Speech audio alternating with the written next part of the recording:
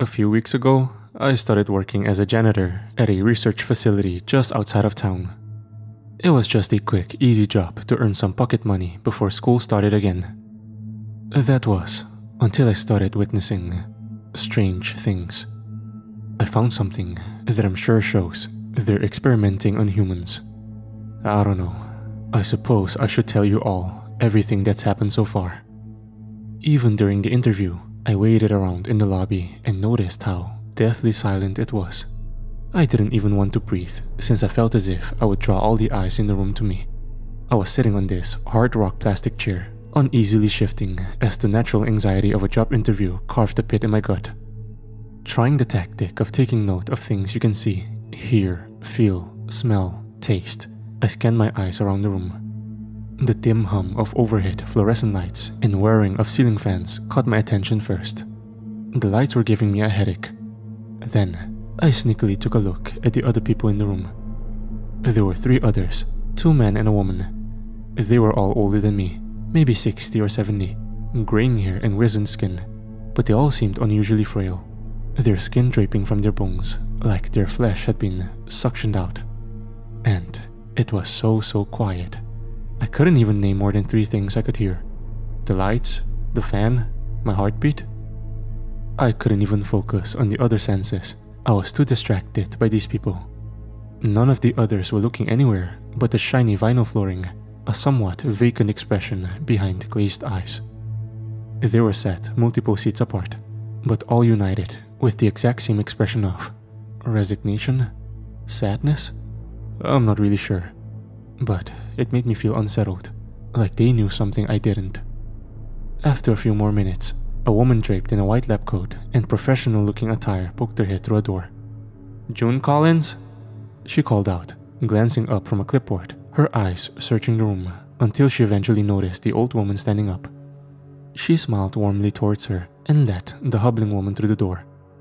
The 2 men didn't look up. It took another 20 minutes or so for anything else to happen. A different door opened, and a man spoke out this time. He called out my name, and I followed him through a tiny concrete box of a room with nothing more than a metal table and chairs. The interview went fine. He introduced himself as, I don't think I should say his name, Dr. Smith will do. That's vague enough. He asked the basic questions of why I wanted to work there, what I did in my free time, where I saw myself in a few years. I just answered with fancy-sounding phrases I had prepared the night before, and I got the job. There wasn't anything else of note that day. Dr. Smith let me go home, and I didn't really think about the 3 other people in the waiting room again. My first few days went okay. I would just put my headphones in and quietly clean the building all day. There was a rule I had to follow though. If I were to go down in the basement to pick up cleaning supplies, I would have to get Dr. Smith to follow me. I didn't really know why. Until maybe the 5th day. It was an awkwardly quiet elevator ride down, a gentle lull of calming music easing the tension. I assumed it was my fault that the mood felt so strained, since I'm terrible at speaking to strangers, and I feel like I radiate some kind of, "This girl is uncomfortably awkward to talk to. Do not approach her" force field. However, I ended up noticing how stressed Dr. Smith always looked during that elevator trip.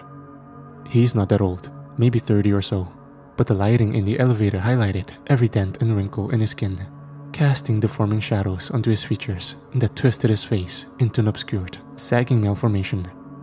He always stands stiffly and tightly clenches his fist, repeatedly darting his eyes to the little LED screen that displays the floor, as if desperate for the ride to be over. It only began to make sense on that particular day. Like usual, I made my way towards the cleaning cart, but noticed that the bleach was empty. Mindlessly, I did a quick scan of the room and saw a spear resting on a shelf in a darker part of the room.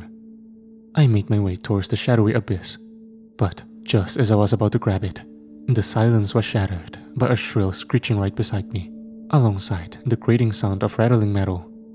I flinched away and made this humiliating, wobbly yelping noise. Dr. Smith soon came jogging over from the elevator. Once I turned, I saw that there was a cage on the shelf next to me, as well as tiny wrinkled hands and a furry face with bared rows of teeth thrashing inside of the metallic cage. There was a monkey inside. Maybe it was a monkey. I don't know. some sort of small ape thing, and it was furious. It howled and screeched as it clenched the bars and shook the entire structure, hissing at me as if it wanted nothing more than to shred my face apart. It continued to writhe in pure rage, only for Dr. Smith to start laughing calmly behind me, patting my shoulder in a friendly manner.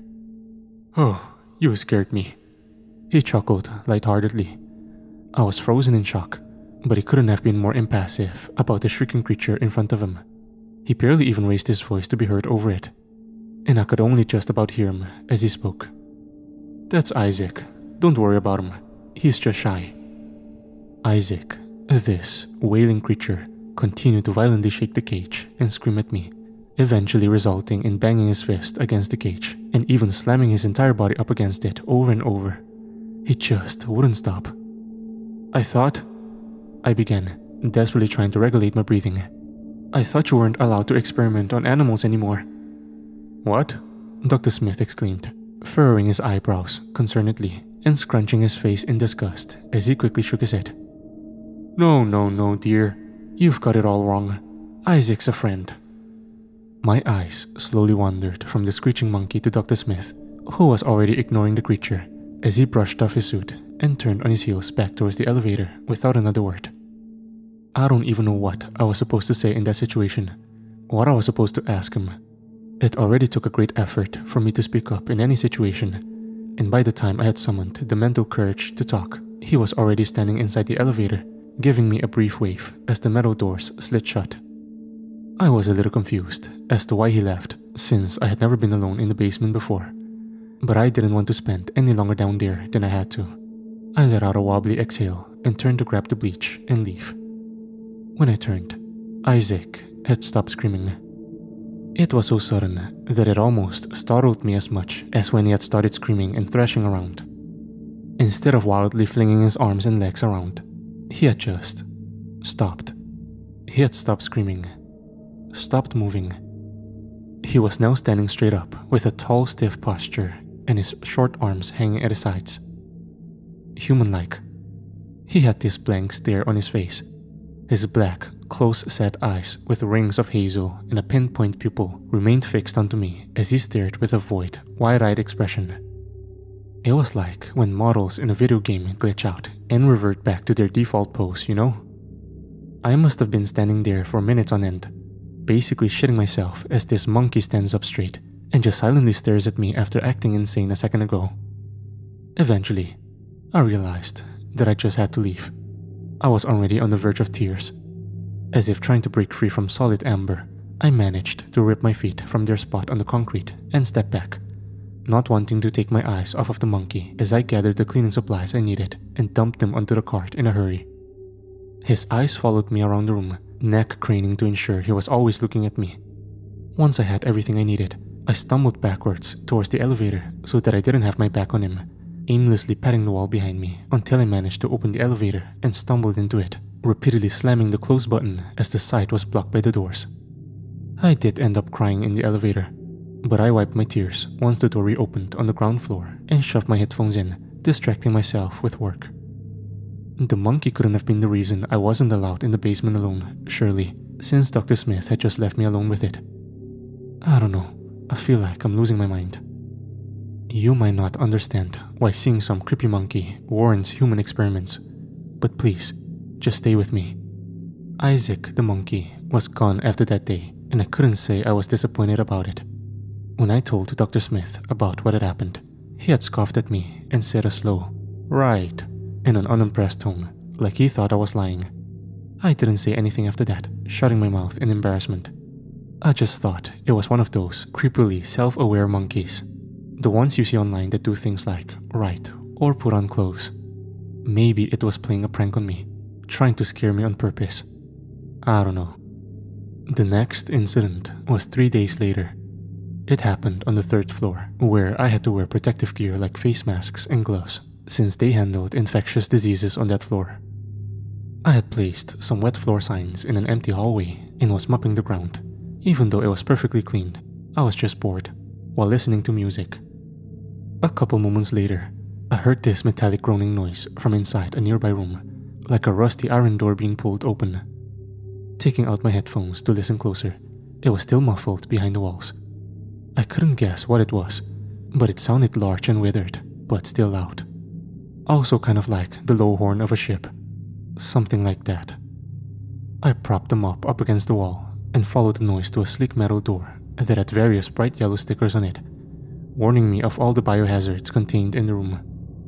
I thought that it'd be fine. I thought that if anything were really a hazard in there, they'd have some sort of lock on the door, right? With that, I carefully creeped inside, excitedly grinning under my stuffy mask as I saw the room inside.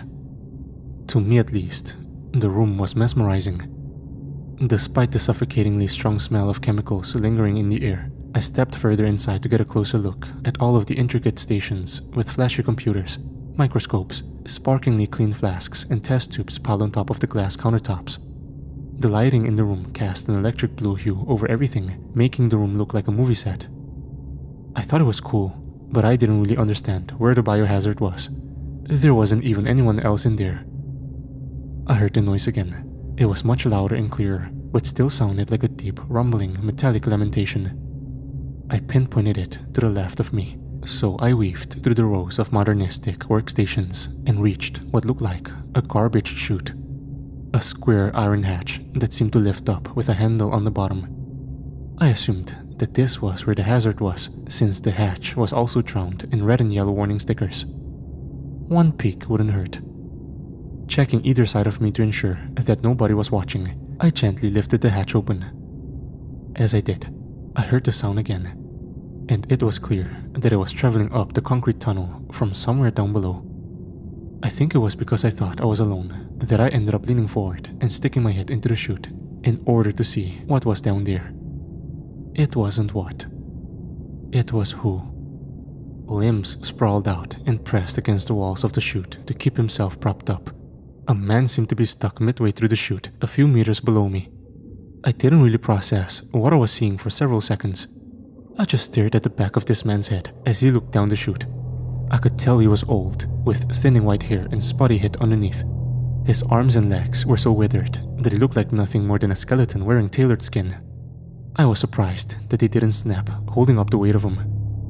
I could also hear an unintelligible, distant discussion below the man. Not so heated that it was an argument, but not calm enough to be a casual conversation. Before I even realized it was happening, however, the man slowly craned his neck up to make dead eye contact with me. I don't know why exactly, but I had almost expected him to have the same expression I saw on those other people in the waiting room, as well as the monkey. Instead, his mouth was hanging open, kind of like he didn't have any feeling in his jaw and couldn't close it. His gaping mouth was entirely black, void-like. He didn't have any teeth. He didn't have a tongue. I couldn't even see his throat. Just darkness. Then, he made the noise I had been hearing. I think I screamed, but I honestly can't remember. I was likely too horrified to do anything. All I remember is the feeling of my heart sinking in the abrupt terror of his limbs suddenly moving, like when a spider suddenly crawls towards you after thinking it was dead. At a nightmarish speed, the man began to scuttle up the chute and towards me with a hostile desperation to reach me. I immediately retracted my head from the hatch and slammed it down, backing away as I continued to hear the muffled scrambling of his legs and arms, growing closer as he rapidly clambered his way up the chute. In case he managed to open the hatch from the inside, I darted back towards the door, even bumping into one of the workstations and almost knocking a few empty flasks to the ground.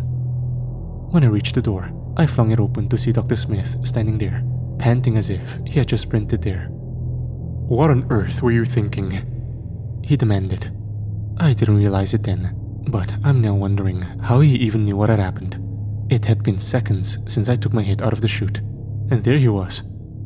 "What was that?" I trembled. My limbs felt cold and numb, like my blood had been replaced with icy adrenaline. Frantically, I kept checking behind me to the hatch, fully expecting the man to crawl out of it and pound towards me. "Look, it's..." Dr. Smith stopped himself and exhaled, pinching the bridge of his nose out of stress. "We try to keep dangerous patients below ground, so as not to scare employees like you. That's all." "Dangerous patients?" I repeated, utterly lost. "Rabies," he hurriedly stated, as if that were supposed to clear up all of my questions. He must have noticed the blank, baffled look on my face. so continued. We are working on developing better treatment for the disease, so hospitals sent rabies patients to us for examination and observation. It was in the news, actually. You should have known that already. That guy had rabies? Dr. Smith nodded, but refused to meet my eye. He kept looking everywhere but at me, over his shoulder, behind me. He seemed to be stifling his nerves, which didn't help me feel any better about the situation. I think he was worried that someone would see us, or was hasty to leave the conversation. But I'm not entirely sure. He chewed through his restraints and was trying to escape, I imagine. But try not to worry, they're kept downstairs for a reason. It's safe up here, I promise. I don't think I managed to hide the growing anxiety on my face. But it didn't matter anyway, since Dr. Smith wasn't even looking anywhere near me. It's safe to say that I don't believe him now after the most recent incident. But at the time, it made sense to me. Plus, we have a tendency as human beings to blindly trust authority. As some teenage janitor, who was I to question the man in the white coat with a PhD? I didn't know any better, so I assumed that he was telling the truth. And I avoided that floor from then on. I didn't speak when I went home that night. My parents had asked me how my day was, and I simply walked straight past them and into my bedroom, locking my door and not leaving until the morning for work. I skipped dinner and breakfast. I didn't even leave to use the bathroom or brush my teeth, even though I only thought he was a rabies patient that had been sent in for treatment. Something about him disturbed me to my core. I laid awake that night with his face burned into my mind like a scalding hot iron, the sound of him scuttling up the chute haunting me. Finally, we reached today. I had somewhat recovered from the event after a week or so, but I still refused to go back to that floor. Pushing the thought out of my mind seemed to work, so my life carried on. Honestly, I never even told anyone about it until now, since Dr. Smith had somehow convinced me that there was nothing to tell, that it was a well-known fact they treated rabies patient. I almost felt like I was in trouble for what I saw, so I kept it quiet, like I was keeping my own secret instead of his. Anyway, earlier today, I was in the women's bathroom on the 6th floor, kneeling underneath a sink and scrubbing the porcelain, rethinking all my life choices that led me to that point. I had music blasting in my ears and was quietly humming along until I heard the door quietly creaking, like someone was trying to sneak in. I flinched slightly, feeling embarrassed that I'd been caught humming, and whipped my head around to see who was coming in. I assumed that they didn't want to interrupt me or something, so I paused before nervously calling out, "You can come in, I'm just cleaning." There was no answer, but the door was open a crack, as if someone were cautiously waiting outside. I'll leave, I'm sorry," I said, guessing that whoever was waiting was uncomfortable using one of the stalls whilst I was in there. With that, I quickly gathered all of the cleaning supplies around me onto the cart and brushed myself off as I stood up. When I turned to head towards the door, I stopped in my tracks, frozen with the sudden shock of what I was seeing. That fucking monkey. There it was, standing upright, no taller than a foot or so. It might not have been Isaac. I wouldn't have been able to tell from appearance alone, but the way it stood there was directly reminiscent of when it was in the cage the other day. Now, however, it was blocking the door, just stood there motionlessly, staring at me with such human vacancy in its eyes. I felt an acute sense of vulnerability as the creature glared at me with wide pupils. I don't know what it was thinking. I don't even know if monkeys do think. I was completely paralyzed, other than the violently shaking in my hands. The room felt hot and cramped, painfully contrasting with the ice-cold blood rushing through my veins. I had heard the stories of monkeys or chimpanzees or whatever brutally mauling people, and images of the creature clawing away at my face flashed in my mind as I stared back. My chest tightened as if my ribcage was closing in on my lungs, just like the jaws of the claw clip tangled up in my hair. It only moved its mouth. It was so gradual and achingly slow that I didn't even notice it was opening until it was already slightly ajar, wider and wider, so unbearably slow, until eventually its jaws was gaping. It was black, no teeth, no tongue, no throat. A pitch black hole like its mouth was yet another pupil. I was already crying, already on the brink of throwing up. I thought that I was about to pass out. Looking back, it was only a tiny thing, and I probably could have kicked it away if it had come any closer. But in the moment, I was beyond petrified. It didn't come any closer though. It remained wide-eyed, mouth immensely agape, and completely static for a moment longer, until it suddenly dropped down onto all fours. I let out a brief scream and stumbled backwards since I thought it was going to come bounding towards me. But instead, it made some sort of chirping noise and started biting at something on its fingers. It then climbed up onto one of the bathroom stalls, tail hanging, and hid curiously looking around the room, blinking and breathing. Normal. I didn't let myself stay in that room for any longer. I rushed towards the door as it perched on the stall and paid no attention to me at all, simply acting how you'd expect any monkey to act. Once I was outside, I slammed the door shut and scrambled for the keys in my pocket, shakily locking the bathroom shut. I needed to go find Dr. Smith and tell him that the monkey had escaped. So, I made a beeline for his office, which was luckily already on that floor. The wooden door, a harsh juxtaposition to the rest of the soulless industrial structure, was shut, so I hurriedly knocked. Nothing.